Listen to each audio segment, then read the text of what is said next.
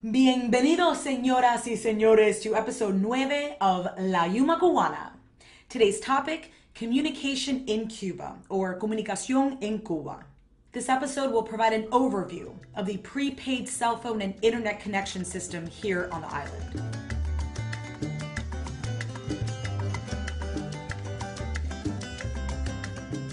Let's begin with a breakdown of the calling fees per minute.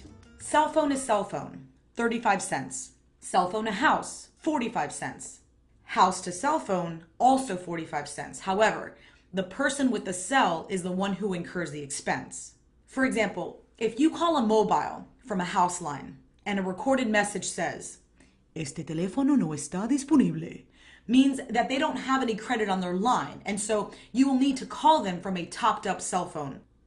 If you yourself are out of credit, you can pre-pen the phone number with a 99 as a way of requesting to the person who you are trying to reach to kindly pay. Like a collect call of sorts. The person may reject it at first, since their phone will not register their name from the contact list with that 99 in front of the number. They will then dial the number without the 99 to see who it is before calling back. Outgoing text, 10 cents. There is no charge to receive one.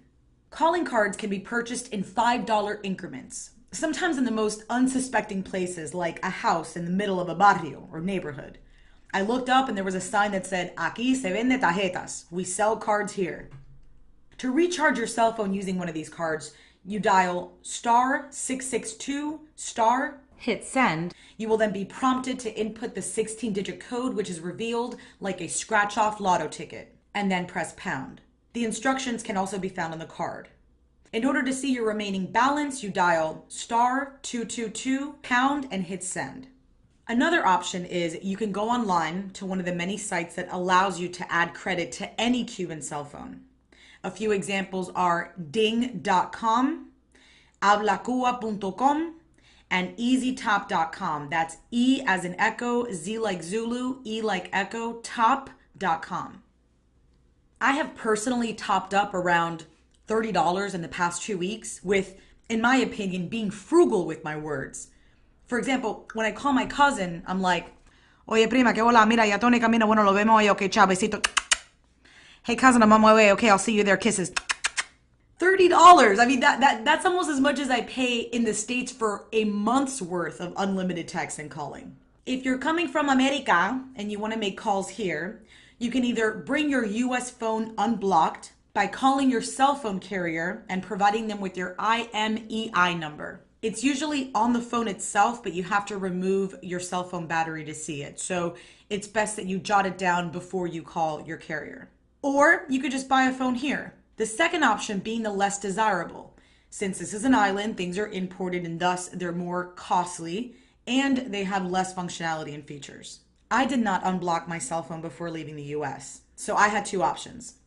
I could either pay to have my phone scrambled or unblocked for around 15 or 20 bucks, which may have rendered it unusable once I returned to the US, or buy a cell phone here in Cuba. I chose the latter, and I picked the cheapest phone that they had, which I coined El Teléfono de Mickey Mouse, or Mickey Mouse phone. It reminded me of a toy that you would give to an infant for entertainment, as a toddler would be less than impressed.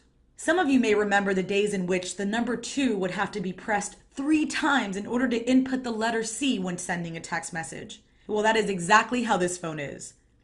What was the going price for this nostalgic technological torture? $30, make you holla. At first I was like, señora, is that in pesos? But no such luck. It was in COC.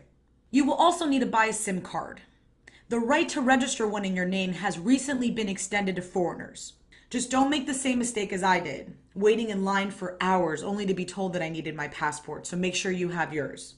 It cost around $40 for the SIM, or una línea, but $10 of that is actual calling credit to get you started. If you will be here for longer than a week, especially when traveling in a group, there may be days that you decide to split up to explore different interests. It will make reuniting a lot easier if at least one person in the group has Cuban service. There are payphones throughout the city, and the non-cell phone having part of the group can then call the cell phone directly. It also helps to stay in contact and rendezvous with the new friends that you will make here. Wi-Fi, or as it is pronounced here in Cuba, Wi-Fi. It's costlier and will also require a scratch-off prepaid card.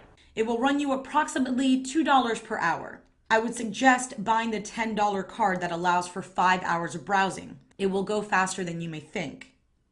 Once you turn Wi-Fi on, a logon page will prompt you for the user ID and password. They are both 12 digits in length and can be found on that card. To log off, I simply turn off the Wi-Fi. In the past 2 weeks, I've been online about 8 hours or so. It does feel a tad strange having to quantify your cell phone and internet usage as an American. Also, the signal here is not ubiquitous. If you're in Havana Vieja, you can pop into a hotel lobby or go to a designated public park.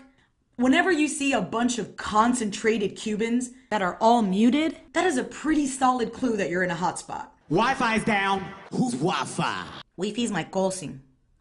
Emo, I as in India, M like Michael, O as in Oscar, is to Cuba what FaceTime is in the US. It is a lot more affordable than talking over the phone from the States, since all you need is internet connection. And it has the added bonus of being able to see the faces of your loved ones and friends. Regular calls between the States and Cuba cost around $1 to $1.50 per minute. This is something that I composed in April earlier this year after having returned from Cuba. It was as though I entered through Super Mario's green tunnel into a warp zone in which time has no authority. There is a great sense of liberation felt by severing the psychological umbilical cord attached to a mobile. Venturing beyond the boundaries of reception is emancipation for the spirit. Resigning yourself from the accountability of a text response and instead shifting your focus to those things in your immediate environment. Digital detox. Recover from the sensory overload.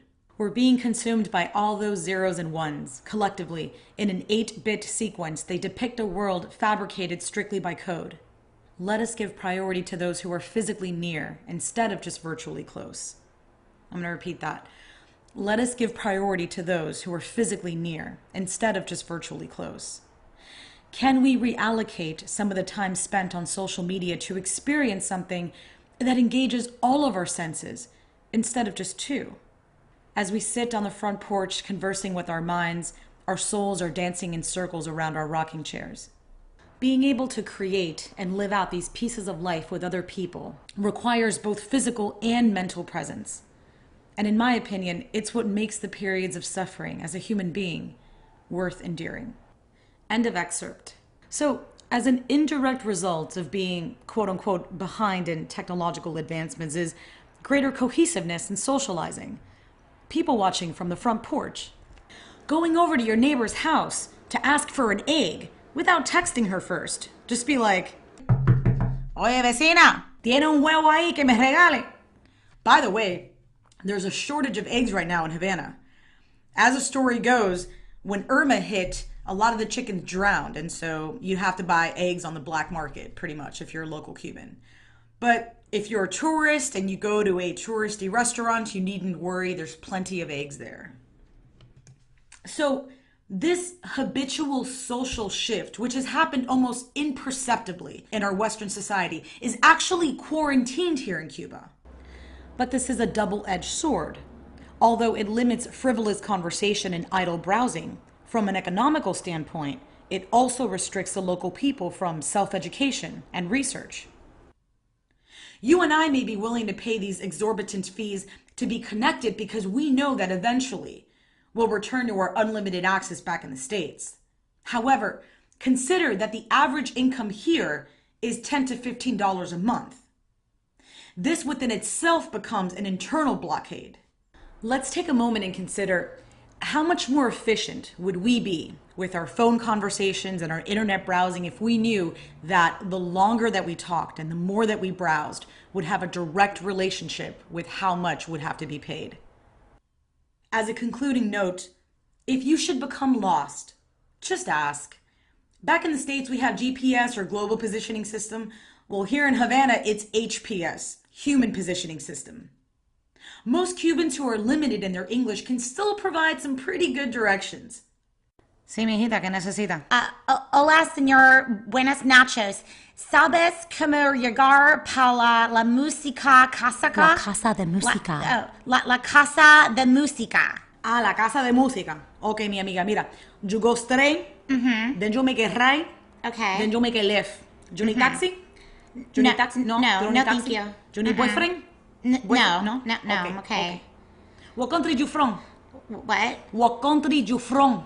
America. Ah, America. I love America. Pero tú sabes que Trump está loco. Okay, my friend, no problem here. Okay, you have a good time. Okay, bye-bye. Bye-bye. As well, there has been a recent release of Maps.me, which is the Cuban equivalency of Google Maps, except it can be used offline.